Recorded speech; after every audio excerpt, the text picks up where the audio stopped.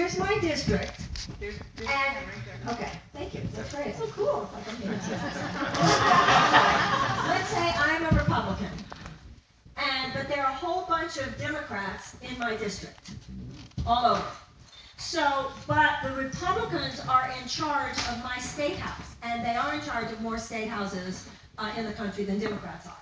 So what they do, well, where are the Republicans?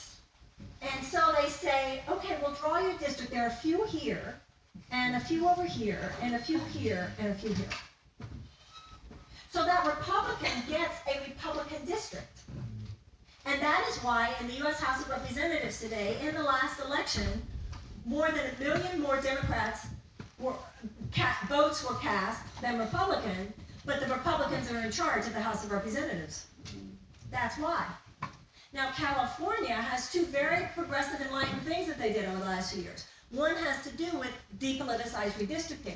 The reason I can vote, sir, is because the gentleman who is now a congressman, who's certainly a decent congressman, but he's been there 38 years. With the depoliticalization, because the politicized gerrymandering protects the incumbents. But it has been redrawn, and now 40% of that district only became his 2 years ago.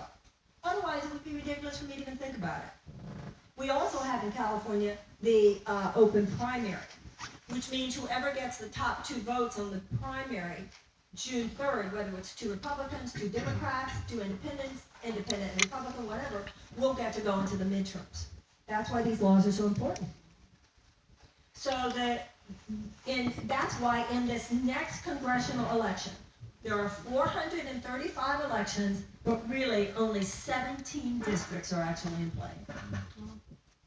And that's because of the politicized gerrymandering. It's all part of the lockout I'm talking about. It's all about really the de-democratization of the United States. I mean, even the fact that you have these 2 major political parties that get to dominate the way they do. Let's talk about this. In some countries, they have only 2 brands of toothpaste, but 14 brands of presidential candidate.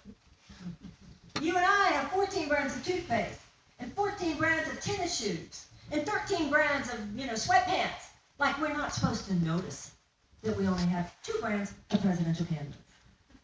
So it's this illusion of choice because we have such choice in the private sector. It forms this kind of veil of obfuscation that makes us not stop to think, but why do we have so little choice there? Why is there free market everywhere else? That's all democracy is, free market of ideas. All you free market people. Right? We can change it. Yeah, so hold on, but there was somebody else who had your hand up? Okay.